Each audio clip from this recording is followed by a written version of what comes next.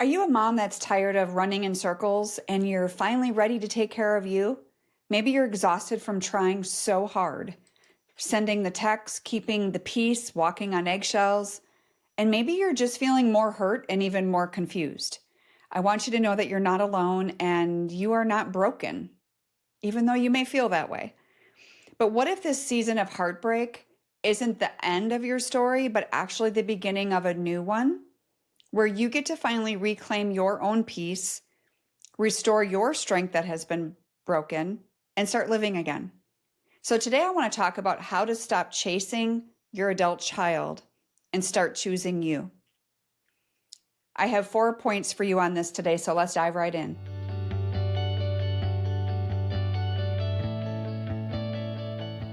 Number one is you cannot fix what is not yours. You cannot fix what is not yours to heal. No one can do that for us, just like you cannot do that for your child. So we can't measure our worth by someone else's absence. It's our instinct as a mom to help, to fix, to rescue. We've all done it. But when your adult child is making choices or carrying wounds that you are not able to be a part of, they're not allowing you to be a part of the healing process in that, then you're stepping into a role that was never yours to begin with, right? Trying to fix them, what that does is it keeps you stuck in a loop. You end up being the detective, therapist, the peacemaker, and for most of us, the emotional punching bag. So none of that brings you peace. It may feel like you're busy actively trying to fix the situation, but it's not bringing you any peace because their healing is not your assignment. And I know a lot of you maybe need to hear that again. Their healing is not your assignment. God didn't ask you to play savior. He asked you to trust him. And it's okay to say that this isn't mine to carry anymore.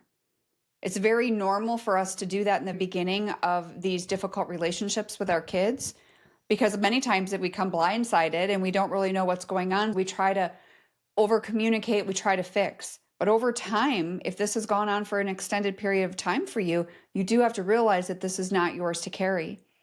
Number two is the cycle of rejection.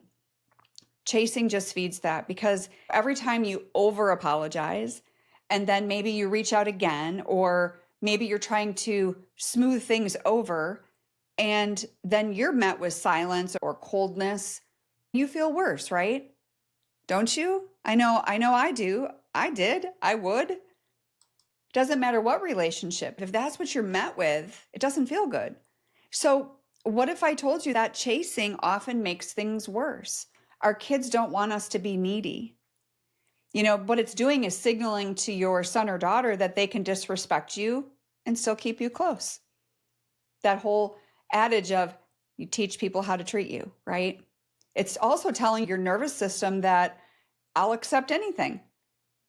Your sense of self-worth is eroded little by little. So stopping the chase, stopping chasing them is not giving up. It's stepping out of the storm. Look at it that way. It's stepping aside, stepping out where you can detach, stepping out of that storm so you can heal. If this message is resonating with you and you are looking for help during this process, I invite you to book a private discovery call with me. It's not a coaching session. It's just a real honest conversation between you and I only work with moms, so please note that. And this is for you to explore what kind of support that I could provide you that might bring you clarity, peace, and the strength you've been praying for. When you are ready, you can book that discovery call. The link will be below in the show notes. And also, better yet, or in addition to, I would invite you moms to join me at the Rise Retreat in October here in Florida. It's going to be 2 powerful days of truth, healing, and sisterhood. This year, my daughter will be joining us to share a powerful Q&A with you ladies that are there. And she is proof, we are proof that transformation is possible. And you and your child are never too far gone, no matter what it feels like right now. Number 3 is surrender is not weakness. We always think it is, right? We think, oh my goodness, if I give up, then I'm just stepping away. It must mean I don't care, and it makes me feel weak. But I believe it's strength. I really do, because Many times people say, oh, don't give up, don't give up. And I'm not saying give up. I'm saying give up control, give up the fear, give up the false hope that you can change someone who doesn't want to be changed. And then surrender, on the other hand, is giving that control back to God, who is the owner of all of it, right? And what if you were to say more like, you know what? I trust you, God, more than I trust my timeline, because what I'm doing is not working. So I'm going to step aside and let you do your work. We need to stop begging for crumbs from our kids and start feeding our own soul. A lot of moms that I work with, that I talk to, they're begging for crumbs.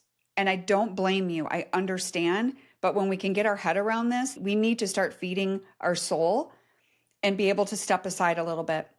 You can still let go and still love. You can walk away for a detach and still pray for them. It's actually the most powerful thing you can do for your child. So this kind of surrender is brave, in my opinion. It's intentional. And I promise you, it's the beginning of your peace. And lastly, number 4 is silence does not mean you're forgotten. Silence can feel unbearable, but just because they're not responding to you does not mean you're not loved, you're unworthy, or invisible. I know it can feel that way. But that silence period is where God gets to do the work. That's where he's going to speak the loudest to them. And so just remember, he's not done writing your story. He's not done writing your testimony, your son or daughter's testimony, your family's testimony. I have seen so many families healed and restored, obviously my own, but I get to witness firsthand how some of these other families come back together. And I see it all the time. And you and your family are no different. If God's not any respecter of persons, which he's not, it's not because there's something so special about me or my family, right? But I had to believe. I had to trust and believe. So I hope this helped you today. I'll see you in the next episode. God bless.